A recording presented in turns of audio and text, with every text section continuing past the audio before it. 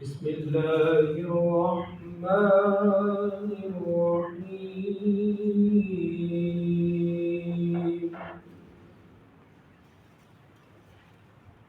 ألف لام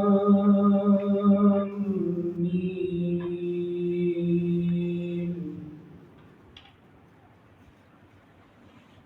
ذلك الكتاب لا ريب فيه.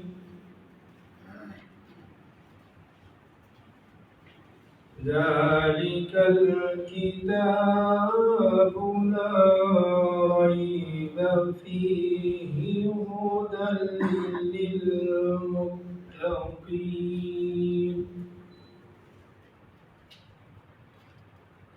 الذين يؤمنون بالغيب ويقيمون الصلاة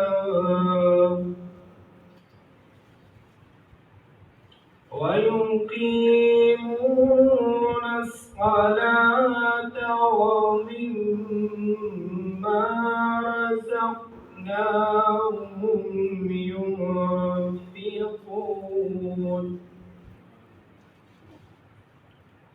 والذين يؤمنون بما أنزل إليك وما أنزل من قبلك وبالآخرة هم يوقنون. صدق الله العظيم.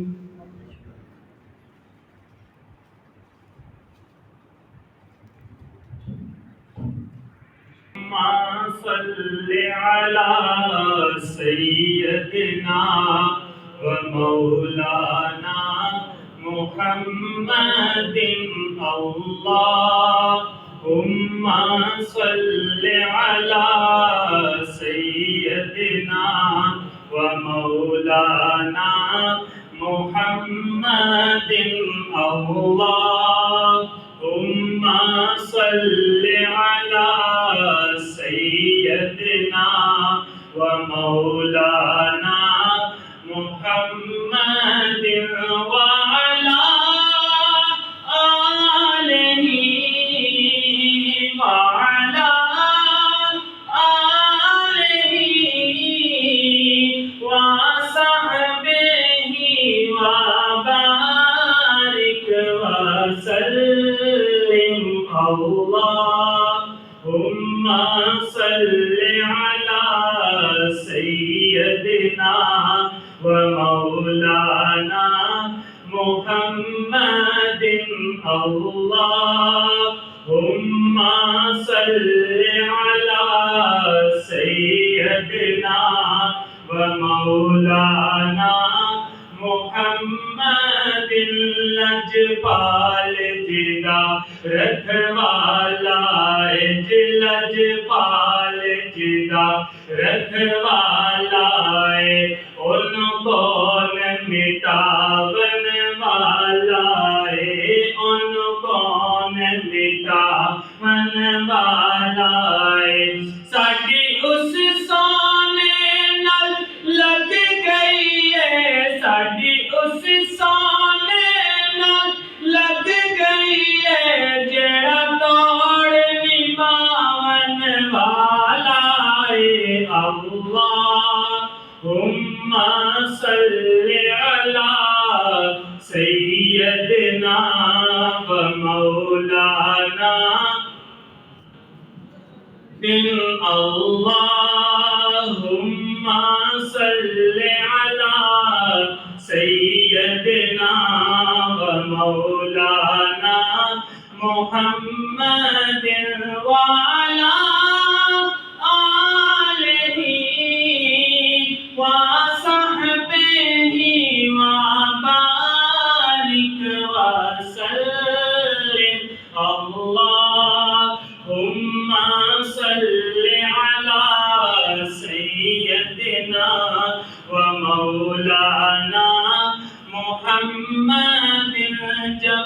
حسن تھا ان کا جلوہ نما انوار کا عالم کیا ہوگا جب حسن تھا ان کا جلوہ نما انوار کا عالم کیا ہوگا ہر کوئی فدا ہے بن دیکھے ہر کوئی فدا ہے بن دیکھے دیدار کا عالم کیا ہوگا اللہم صلی علی سیدنا و مولانا محمد اللہم صلی علی سیدنا و مولانا محمد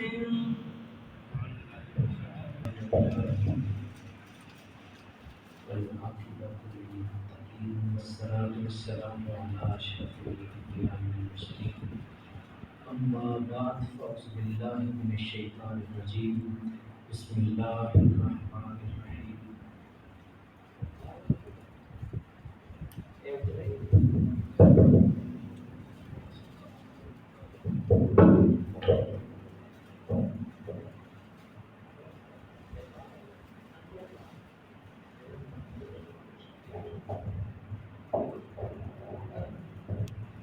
من الشيطان الرجيم بسم الله الرحمن الرحيم ألف لام ميم ذلك الكتاب لا ريب فيه هدى للمتقين صدق الله العظيم وصدق رسوله النبي الأمي الكريم إن الله وملائكته يصلون على النبي يا أيها الذين آمنوا صلوا عليه وسلموا تسليما اللهم صل على سيدنا ومولانا محمد وعلى آل محمد وبارك وسلم الصلاة والسلام عليك يا رسول الله الحمد لله على نعمة الإسلام وكفى بها نعمة الحمد لله على نعمة الإسلام وكفى بها نعمة الحمد لله على نعمة الإسلام وكفى بها نعمة حضرت ذوالفقار اللہ رب العزت کی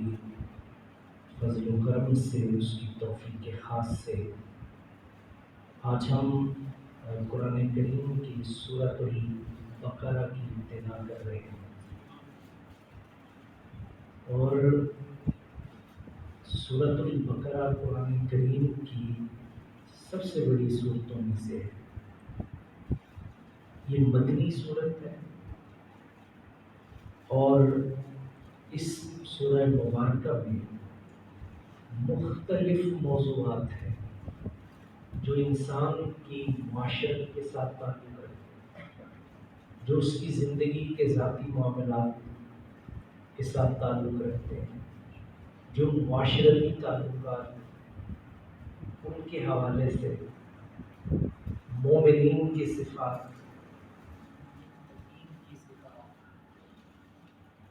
اور مومنین متقین اور منافقین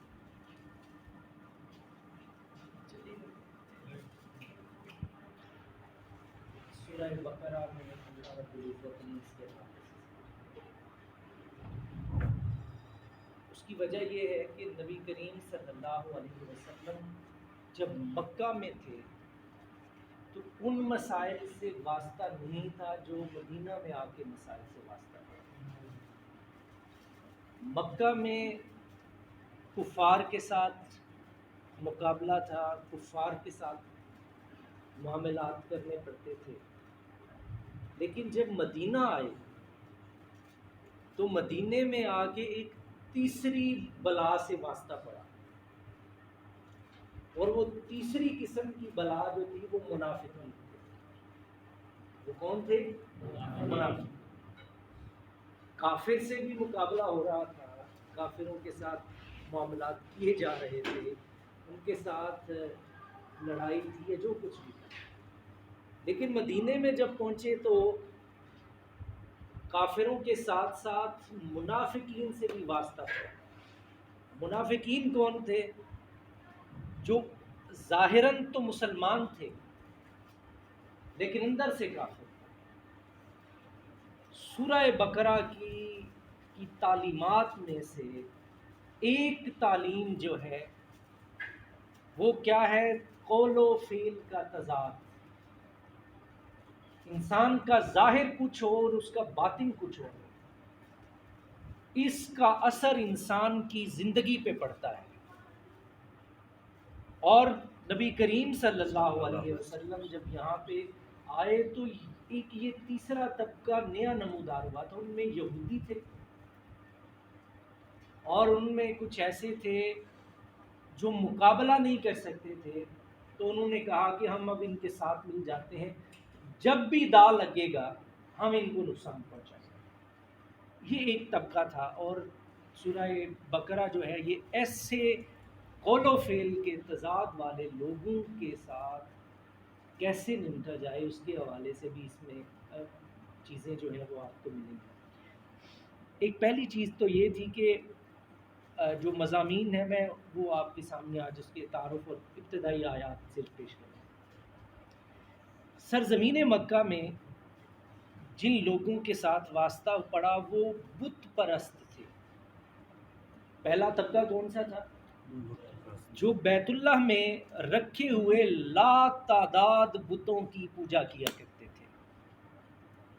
وہ سمجھتے تھے یہ بت ہماری مشکلات کو آسان کر سکتے ہیں، یہ ہمیں کھانا دے سکتے ہیں، یہ ہمیں پلا سکتے ہیں، یہ ہماری حاجات کو پورا کر سکتے ہیں، یہ ہماری پریشانیوں کو دور کر سکتے ہیں۔ تو یہ ایک طبقہ تو مدینہ میں جو تھا، اور وہ ان کے سامنے سجدہ ریز ہوتے تھے اور انہی بتوں سے دعائیں کیا کرتے تھے۔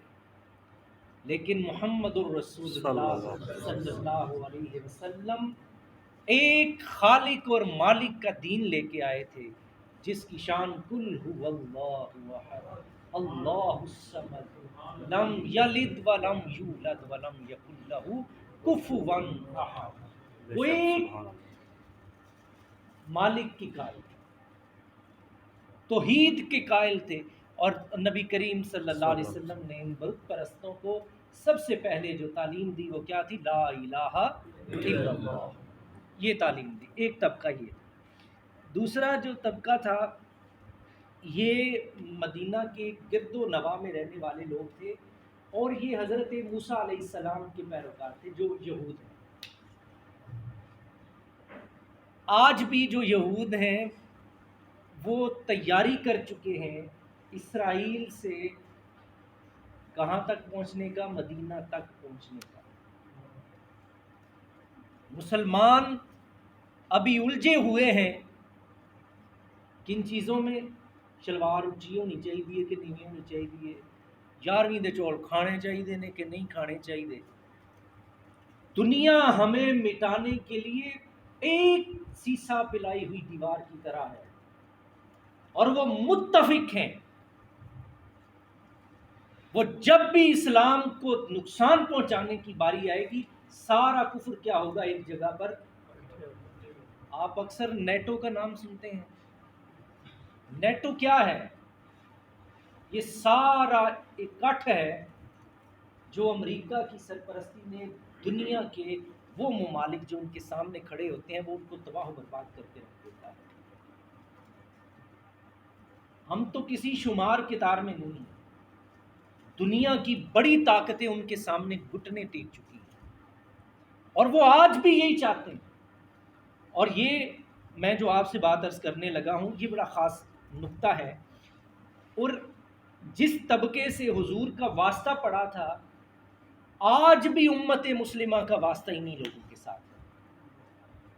آپ کو اپنی اسمبلیوں میں اسرائیل کو تسلیم کرنے والے لوگ رائے عامہ ہموار کرتے ہوئے نظر آئیں گے۔ چند دنوں کی بات، اور یہ آج سے نہیں کر رہے، یہ 22 سال ہو گئے ہمیں دیکھتے ہوئے۔ یہ ہر 2-3 سال بعد ایک ایسا طبقہ ہے جسے پرموٹ کیا جاتا ہے اور وہ اسرائیل کے حق میں ہو جاتا ہے۔ پاکستان سے سو اختلاف کیا جا سکتا ہے، اس کے ارباب اقتدار اور اختیار سے سو اختلاف کیا جا سکتا ہے، لیکن اس بات پر سارے متفق ہیں کہ ہم اسے تسلیم نہیں کریں گے۔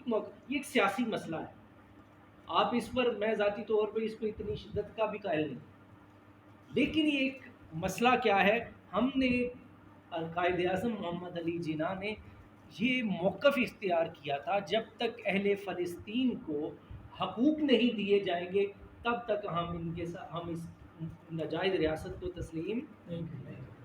یہ وہی لوگ ہیں، اور آج یہ واپس پانا چاہتے ہیں، وہ کہتے ہیں یہ ہمارا گھر ہے، ہمیں یہاں سے نکالا گیا تھا، ہماری تو اصل جگہ ہی ہے۔ اور اس کے ساتھ بہت ساری کچھ چیزیں میں مناسب آپ سے نہیں سمجھتا جو آپ کے گوش گزار کی جائیں۔ نبی کریم صلی اللہ علیہ وسلم کا واسطہ انہی کے ساتھ پڑا۔ یہ پیروکار تو حضرت موسیٰ کے تھے، لیکن وقت گزرنے کے ساتھ حضرت موسیٰ علیہ السلام کی تعلیمات کو یکسر نظر انداز کر چکے تھے، اور یہ ہر جگہ حضور علیہ السلام کو اور اسلام کو نقصان پہنچانے کی کوشش کرتے تھے۔ ان کا سرغنہ تھا عبداللہ بن ابی، رئیس المنافقین۔ اس کا جب آخری وقت آیا، اس نے ہر وقت موقع پر حضور کو نقصان پہنچانے کی کوشش کی۔ اپنے جیسے ہی جنگ شروع ہوتی، سجن تو وہ ہوتا ہے جو مشکل میں آپ کے ساتھ کھڑا ہوتا ہے، اوکھے ویلے کاری آوے تے چنگیاں دی اشنا۔ نسلی وہ ہوتا ہے جب اس کے دوست پر مشکل پڑتی ہے وہ اس کے ساتھ کھڑا ہو۔ آسانی میں سارے دوست ہوتے ہیں، آپ کے پاس پیسہ ہے تو سارے رشتہ دار آپ کے ساتھ، آپ کے پاس پیسہ نہیں ہے تو کوئی آپ کا رشتہ دار نہیں، کوئی آپ کا دوست نہیں ہے۔ تو مشکل وقت میں جب بھی مسلمانوں پہ مشکل وقت آتا تھا، یہ کیا کرتے تھے، یہ لوگوں کو ساتھ لیتے اور سائڈ پہ ہو جاتے، اور محمد الرسول اللہ صلی اللہ علیہ وسلم سے وہ یہ چیزیں برداشت کرنا پڑتی ہیں۔ انہوں نے حضرت موسیٰ کی تعلیمات کو مسخ کیا ہوا تھا۔ یہ دوسرا طبقہ تھا جس سے مدینہ میں آ کر حضور علیہ السلام کو واسطہ پڑا۔ تو اس میں سورہ البقرہ میں 3 طبقات کا ذکر ہوا ہے۔ مومنین کے اوصاف، کفار کے جو عقائد ہیں وہ ان میں بت پرستی ہے، وہ اللہ کے سوا دوسروں کو ماننے والے تھے۔ تیسرا کون تھے؟ منافقین، اور نفاق کی جو علامات ہیں وہ اللہ کریم نے سورہ البقرہ میں ارشاد فرمائی۔ الف لام میم ذالک الکتاب لا ریب فیہ ھدی للمتقین۔ الف لام میم یہ حروف مقطعات میں سے، قاف ہا یا عین صاد، یا سین طٰ قاف نون والقلم، یہ سارے حروف مقطعات ہیں۔ حروف مقطعات کے اندر بھی ایک جہان آباد ہے۔ علماء نے کہا ہے کہ ھذا سر بین اللہ ورسولہ، یہ راز ہیں اللہ اور اس کے رسول کے درمیان۔ یہ کیا ہے؟ جبریل قرآن لے کے آتے تھے، لیکن وہ ان الفاظ پہ مطلع نہیں ہوتے تھے۔ کیا قرآن ہے، قرآن میں کوئی چیز ایسی نہیں جس کا مقصد ہی نہ ہو۔ لا رطب ولا یابس الا فی کتاب مبین، ہر خشک تر چیز کا بیان قرآن کریم کے اندر موجود ہے۔ الف لام میم، سورہ بقرہ کی ابتدا ہی حروف مقطعات کے ساتھ کی گئی۔ حروف مقطعات کیا ہے، یہ انشاءاللہ عزیز ہم سورہ بقرہ کے دوران کسی دن، چونکہ یہ بڑا تفصیل طلب موضوع ہے، تو میں آج چاہتا ہوں کہ اس سورہ مبارکہ کی ابتدائی آیات جو ہیں وہ آپ کے سامنے اس کی تفسیر پیش کر دی جائے انشاءاللہ عزیز۔ الف لام میم یہ حروف مقطعات کے حوالے سے، چونکہ اس کا بیان ضروری ہے تاکہ آئندہ بھی جب بھی آئیں گے آپ سمجھ جائیں گے کہ یہ کیا ہے، یہ کن میں سے ہیں حروف مقطعات۔ یہ اللہ اور اس کے رسول کے درمیان راز ہیں، یہ اللہ جانتا ہے، اس کا رسول جانتا ہے، باقی اس کے بارے میں نہیں جانتے۔ لیکن جو جانتے ہیں ان میں سے راسخین فی العلم، وہ بھی قرآن کی ایک اصطلاح ہے، وہ لوگ جن کا تعلق محمد الرسول اللہ کے سینہ اطہر کے ساتھ ہوتا ہے، ان کو ان کے بارے میں مطلع کر دیا جاتا ہے۔ لیکن یہ آپ سے پھر کبھی انشاءاللہ عزیز کروں گا۔ ذالک الکتاب لا ریب فیہ، اس کتاب میں کوئی شک نہیں ہے، کوئی شبہ نہیں، قرآن کا ایک ایک حرف حق بھی ہے اور سچ بھی ہے، یہ ایک دوسرے سے ٹکراتا بھی نہیں، اور اس میں نہ پہلے شک تھا نہ آئندہ کبھی شک ہوگا۔ نحن نزلنا الذکر وإنا لہ لحافظون، ہم اس کو نازل کرنے والے ہیں اور ہم ہی اس کی حفاظت کرنے والے ہیں۔ یہ نازل کس نے کیا؟ اللہ رب العزت نے، اور اس کی حفاظت یہ کس کے ذمہ ہے؟ یہ بھی اللہ نے اپنے ذمہ میں لے لیا۔ کسی دنیا والے کے ذمے قرآن کا جو حفاظت ہے وہ نہیں رکھی، اور اس کو اس قدر پختہ کیا گیا۔ آپ کا 4 سال کا بچہ آپ کو الحمدللہ رب العالمین، آپ اس کے سامنے رب العالمین نہیں پڑھ سکتے، وہ آپ کو روک دے گا، وہ کہے گا نہیں الحمدللہ رب العالمین۔ اور یہی قرآن کا اعجاز ہے کہ چھوٹے چھوٹے بچوں کو بھی جو قرآن ہے یہ حفظ ہو جاتا ہے۔ آپ دیکھتے ہیں 8 سال کے بچے کو قرآن حفظ ہو جاتا ہے۔ حضرت سید نعیم الدین مراد آبادی رحمۃ اللہ تعالی علیہ، جو کہ مولانا احمد رضا فاضل بریلی رحمۃ اللہ تعالی علیہ کے خلفاء میں سے تھے، سید نعیم الدین مراد آبادی مراد آباد سے بر صغیر کے جید علماء میں سے مناظر تھے یہ اپنے زمانے کے۔